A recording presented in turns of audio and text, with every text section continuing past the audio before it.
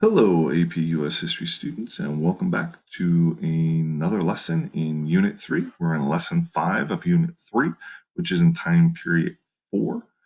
Today, we're going to talk about the election of 1824 and the beginning of Andrew Jackson's presidency. So today, we'll describe the election of 1824 and the basic premise of the beginning of Andrew Jackson's president. He is one of those presidents that is uh, well known for his dislikeness of the bank. He is a war hero from the War of 1812 and the Battle of New Orleans. He is going to be one of those presidents that is known for being a man of the people, of the common man. So, with that being said, let's go ahead and dig in. So we see a lot has changed through the early part of the 1800s when we think of the expansion of America. We know that most states by 1830 have allowed white males over the age of 21 the right to vote without even having to like qualifications of owning land. So we see that by the 1820s 1830s, most people, and we're going to see a change here when it comes to voting. We're going to move from just having the wealthy elite or the landowners own or have the right to vote. Now you're going to see middle class, low income people now having the right to vote. We know that many people fought in the War of 1812, and they said, why should they fight and not be allowed to vote? So we're going to see this new development of voting. We see the U.S. process the most liberal views of the U.S. suffrage.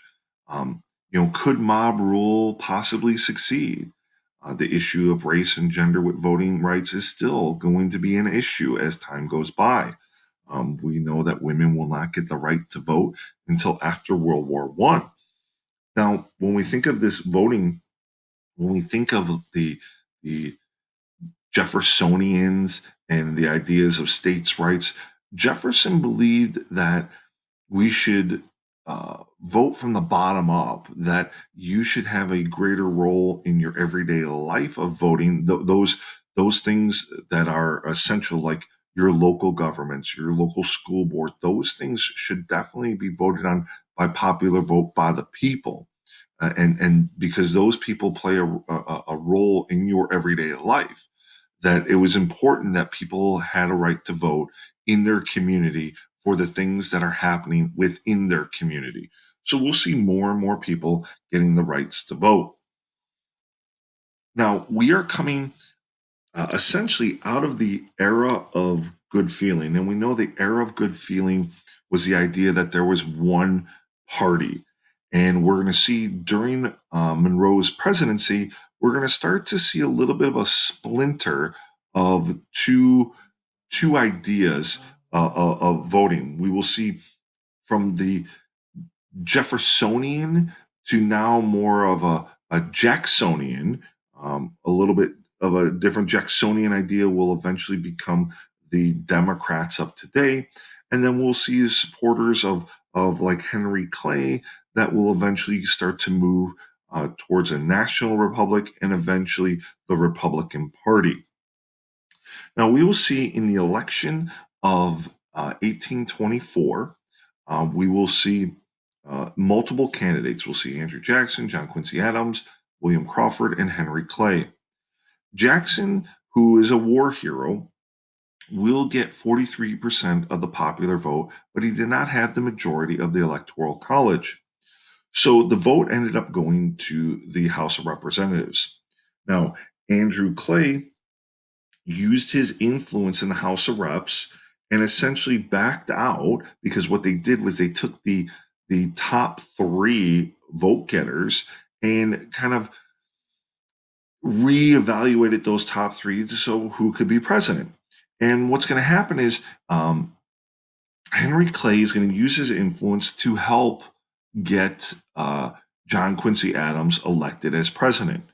And because of that, um, John Quincy Adams will choose Henry Clay as his Secretary of State. Andrew Jackson looked at this as called as the corrupt bargain. So the election of 1824 will also be called the corrupt bargain. Just like we talked about Jefferson winning in the election of 1800, we call that the Revolution of 1800. Now, anytime you hear someone say the corrupt bargain, they're referring to the election of 1824. Now, this once again, the outcome of this election of 1824 was decided by the House of Representatives. The Jacksonians, the supporters of Jackson, along with Jackson, believed a corrupt bargain cost their candidate the election. Jackson is upset, and throughout the next 4 years, um, Andrew Jackson is going to say things and do things and really kind of have a negative uh, smear campaign against John Quincy Adams. Now, John Quincy Adams is the son of John Adams. So John Quincy Adams, he and his father were the only presidents by this time that they're only going to serve one term. Kind of a hint here: John Quincy Adams will not win re-election. Uh, like I said before, he's the son of John Adams. Um, he will actually serve as a senator after being president. He'll actually um, serve several years. I believe it's 17, maybe it was 17 years or whatever. Um, yeah, I believe he will be elected to the House of Reps in 1830 and will serve 17 years in as a senator until his death. He's a well educated Harvard grad, and he'll be the first president to be photographed. He did not achieve much during his tenure. Um, he is a very, you could say, kind of unsuccessful president. He is against the ideas of slavery. And we're going to see that during his presidency, he will be undermined by the Jacksonians of this time period. Now, Adams asked Congress, and we'll see during his president, Adams will ask Congress for money for internal improvements with that American system, aid with manufacturing, and money for a national university and astronomical observatory. And a lot of people, Jackson and his followers, believe this was a waste of money and it violated the Constitution. That nowhere in the Constitution did it say that the federal government could be spending money for these things. This is once again the American system. In 1828, Adams is going to pass a tariff to protect domestic manufacturing, and this will be later called the Tariff of Abominations. Now, remember, our legislative branch will vote this in, and it'll stir up ideas of nullification and succession in the South. And this later on will lead to what they call the nullification crisis under Andrew Jackson.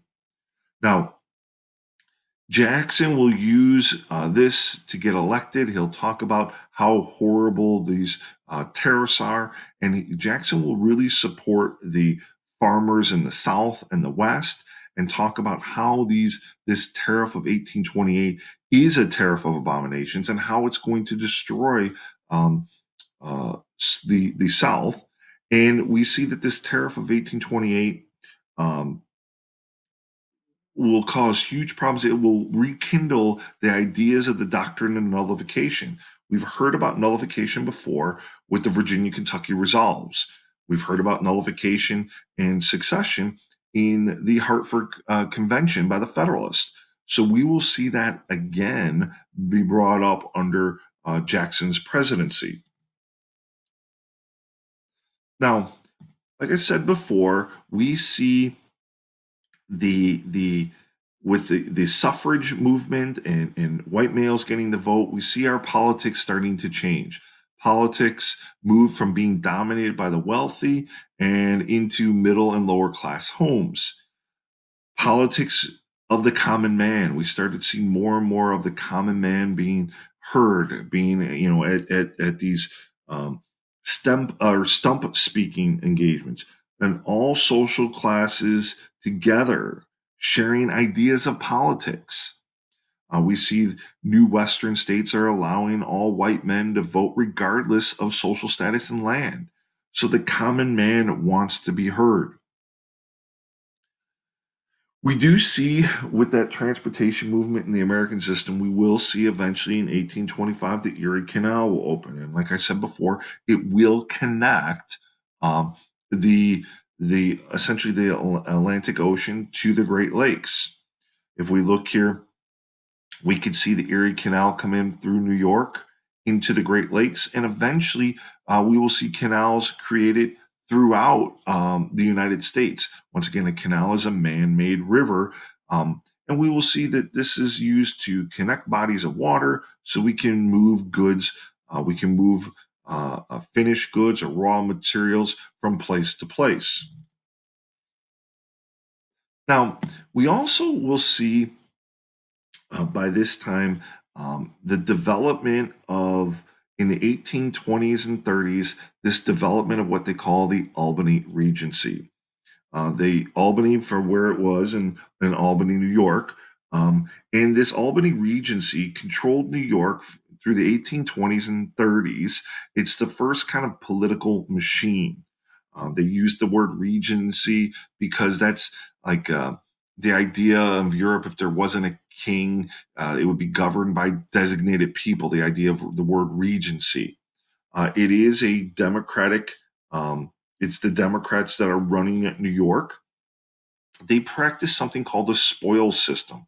What they do is they use the spoil system to reward loyalty. People that help get certain politicians elected will get the spoils, will get appointed jobs that they may not be qualified for, but they're rewarded for their loyalty. And like I said, this group is going to essentially control New York for about 20 years. One of the leaders of this group was Martin Van Buren. Now, Martin Van Buren will be called upon. Andrew Jackson is actually going to ask him to be his campaign manager to help him win the election of 1828. So, because John Quincy Adams is not a very successful president, and because of the Tariff of Abominations, we will see, with the help of Martin Van Buren, that uh, Andrew Jackson will pretty easily win the election of 1824. So this election in 1828 was pretty bitter, and it really pitted Andrew Jackson versus John Quincy Adams. It's a huge voter turnout because once again, the common man has the right to vote now, and we see that Jackson gets support from the less prosperous voters, the poor people. He promised to bring back new people. I shouldn't say bring back. He promises to bring new people in the government. He starts this thing called the Jacksonian democracy. He wanted to end the monopoly of the government elite. He wanted judges to be elected by the people and not appointed. Most of his reforms, unfortunately, were mainly for white males. He will kind of put the common man versus the aristocratic privileged people. Um, he promised to reform the Electoral College, um, and he's remembered as a war hero from the Battle of New Orleans. So we see that he's a symbol of the working man and the middle class. Um, He's seen as a protector of the common man against abuses of power by the rich and privileged. And like I said before, Martin Van Buren will be his campaign manager. And you could see he clearly dominated when it comes to the ideas of the West and the South. The colors are off here. I don't understand why, but you could see he's dominating the South and the West, and that helps him win the election. Now, we will see that John Quincy Adams will then go and be elected to the House of Representatives. And so, even though he lost, he's still going to be that. Now, John C. Calhoun ran as Jackson's vice president, even while he was Adams' current VP. Okay. Like I said before, he's a war hero and a man of the Western frontier. He was born out there. Um, he unified the nation. So, uh, to speak, he won in the North, the South, and the West. He kind of is unifying our nation, and it becomes the age of the common man. Now there will be people that his nickname was Old Hickory, and there will be people who are against him, against his Jacksonian democracy. There'll be anti-Jackson people, which are the Whigs, led by Henry Clay, and uh, uh, um, and Daniel Webster. These are people that are not really for him. So he's viewed as a president of the common man, right? And sometimes reality and perception do not match, right? His old nickname is old. His war hero nickname was Old Hickory. Um, he uh, threw parties at the White House. He was very ruthless towards Native Americans. He participated in duels. Many critics complained that he was too common of a man and not really fit to be president. Okay, that he was too common, that he wasn't a lead. He's the first president without a college diploma or with that secondary education. He will have what he calls the kitchen cabinet. Now, he will appoint cabinet members, but the only cabinet members he'll listen to is Martin Van Buren. And Martin Van Buren will actually become his vice president in his second term because John C. Calhoun um, will resign during the first term because of a controversy with the first ladies, with the cabinet members' wives. The Peggy Eaton affair, and we'll see an issue um, that the cabinet women are um, not treating all the are not treating common women like Peggy Eaton, the wife of Jackson's secretary of war, treating her well. So we'll see a conflict there, and we'll see a lot of his cabinet members will leave his cabinet. But he relied upon his buddies, so to speak, his kitchen cabinet. These um, were essentially friends that he trusted. They weren't cabinet members, but they were friends that he trusted, rather than his cabinet members that he appointed. And a lot of people criticized him that he relied on these kitchen cabinet members too much. Um, that they weren't of the prestigious cabinet and come from those prestigious backgrounds. So a lot of people thought he was too much of a common man to hold office. Now, Jackson's wife died before his inauguration, and a lot of people attribute it to the slanderous things that John Quincy Adams and the campaign had said about him. He didn't care much for Daniel Webster, John C. Calhoun, or Henry Clay. He hated Henry Clay because of the corrupt bargain, the corrupt deal of 1824. But he is a very strong president. He will use the veto power of his office more than the previous six presidents combined. He is going to be a very firm president, and he's from the West. He's from the frontier. The sectional leaders of this time is John C. Calhoun, who was actually Jackson's VP until he resigned. He's from South Carolina. Henry Clay, who helped with the American system, and then Daniel Webster, who is about the industrial or manufacturing North. Now, we will see Jackson favored states' rights, but he didn't, but not disunion, the idea of breaking up our nation. And we're going to see that he will accept, he understands that there's the tariff of abominations, or the tariff of 1828 is put in place. And there will be the argument of whether or not it's constitutional. We will see the ideas of free trade versus tariffs. The South resents tariffs. If we understand the tariffs, the South is producing raw cotton, and they sell that raw cotton to other countries. For example, Britain. Britain converts that raw cotton to textiles, clothing, and then they'll try to sell that clothing back to America. Well, if there's a tariff, that means that the clothing, the British clothing, the finished good of Britain will be more expensive. Therefore, Americans will not buy it. Well, if Americans are not buying the textiles from Britain, then Britain will not want to buy the cotton from the South. So this became an issue.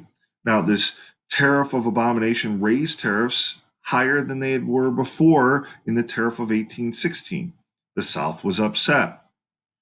Now, once again, the president isn't doing this, but he understands that the legislative branch is doing this, okay, and understands the point of trying to protect domestic manufacturing and trying to raise revenue. He understands that. And so this conflict starts to grow. We start to see this sectionalism. We see people like Daniel Webster, who argues that it is important to have to protect that manufacturing, whereas Southerners like John C. Calhoun looks at this idea very similar to Jefferson and Madison when they wrote the Virginia and Kentucky Resolves. They believed in the idea of nullification, that they can nullify the federal law if the state viewed it as unconstitutional. Essentially, this would allow states to not follow federal laws if they choose not to. Now, once again, Andrew Jackson is following the laws, following the Constitution, and he is not going to let this pass, this idea of nullification in 1832 when this next tariff was passed in 18. So the tariff of 1828 raised or rekindled the ideas of nullification. And we'll really see it come to a head in 1832. So the nullification crisis is John C. Calhoun threatens to nullify the tariffs and talks about succession. Now, Andrew Jackson will push to get the force bill passed, which they said if he has to hold a gun to their heads to get them to pay the taxes, they have to. He was ready to. He was getting the military ready and was preparing the military to force this to happen. Okay. And he'll get the proclamation to the people of South Carolina, which essentially stated that nullification and disunion were treasonous, that they can't do this. Now, we'll see that the troops will not march, he will not send the troops to force them. But we see that Jackson works with Congress to get them to alter the tariff and lower the tariff so it's more feasible for the South and to make them happier in the South. And they'll rescind this and they'll put in a lower tariff, which will essentially subside the South's idea of nullification and possible succession. So eventually, South Carolina will back down. Why is this nullification crisis important? It is once again another symbol, another attempt at states talking about leaving the Union. We know John C. Calhoun, with this nullification crisis, is one of the most serious threats to our national unity. You know, and it's very similar, like I said before, to the Virginia Kentucky resolves. Remember the Virginia Kentucky Resolves, they felt that the Alien and Sedition Acts were unconstitutional, and those were written by Jefferson and Madison. John C. Calhoun wrote the Exposition and Protest to support the defiance of this nullification. So once again, the South, tried to make ties with the West. The West wants land. The South wants tariffs gone. The Force Bill was put in place to collect the tariffs, even at gunpoint. But like we said, eventually this will subside and the nullification will be over. But once again, this is another example of the threats of nullification and secession because South Carolina, once again, talked about the ideas of succession. So the Jacksonian democracy, all right, this idea of the Jacksonian democracy and his ideas, an ambiguous, controversial concept. Jacksonian democracy is, in the strictest sense, refers simply to the ascendancy of Andrew Jackson's and the Democratic Party after 1828. So it's kind of it's a variation of the Jeffersonian democracy. All right, it alludes to an entire range of democratic reforms that proceeded along with the Jacksonians' triumph for expanding the suffrage to restricting federal institutions. You could argue then the Jacksonianism appears as a political impulse tied to slavery, the subjugation of Native Americans, the idea of white supremacy. So many people call this idea of Jacksonian democracy as a contradiction in terms that we talk about democracy, but yet we don't see this democracy and this idea of pushing towards slavery. The Indian Removal Act that we'll talk about in the next lesson. But we see this new movement from the Jeffersonian democracy to this Jacksonian democracy. So by now you should be able to explain what is the corrupt bargain, what is the impact of the Jacksonian democracy. You should be able to identify the three sectional leaders, and then you could explain the nullification crisis and its consequences of this threat of nullification. So, with that being said, um, hope this was helpful. And until next time, have a great day.